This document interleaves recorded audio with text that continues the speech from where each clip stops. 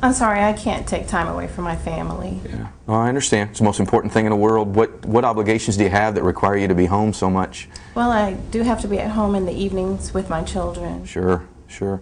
You have a 40-hour work week currently? Yes. Is that the dream scenario for you, or would you prefer maybe to be home earlier where you had time with the kids at school or after school? Ideally, not the dream scenario. I would like to be able to be there for some after-school activities, to be able to take my children to school and pick them up. Yeah, sure. I have 2 little ones myself, so believe me, I relate totally to that. Let me ask you this. If you could take a look at maybe investing just 3 or 4 hours a week in something that potentially maybe 12, 18 months down the road, you could be in that situation where you'd have that 40-hour work week eliminated. Maybe you could be around the children at school time. Require maybe a 2 or 3, 4 hour a week commitment now. Would you at least be open to taking a look at exploring what those possibilities might be?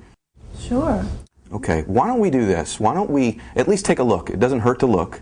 We're having a meeting either next Monday night or Wednesday night. Either one of those would work for me. I'd be glad to meet you there. What one would work for you?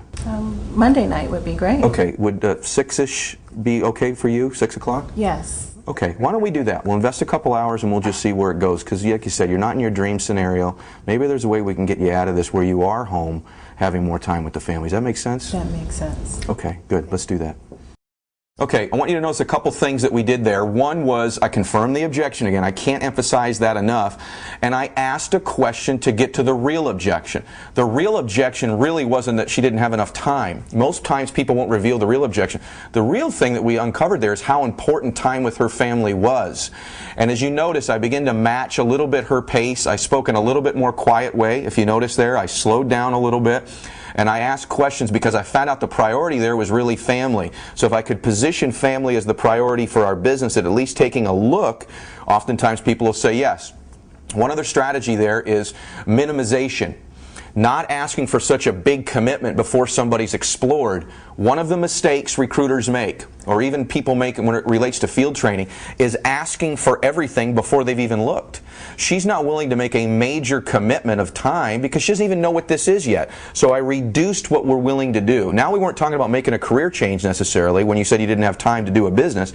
I reduced it down to, doesn't it make sense to at least look for a couple hours? And I reduced the amount of time required, which was 2 or 3, 4 hours a week. Reducing the commitment opens up the prospect or possibility of getting a positive result, because when you say start a business, they're thinking about lots of hours, tons of work. There's no context for them to make a decision, and so going right to reducing it down to a smaller commitment typically gives you a chance to at least make a presentation.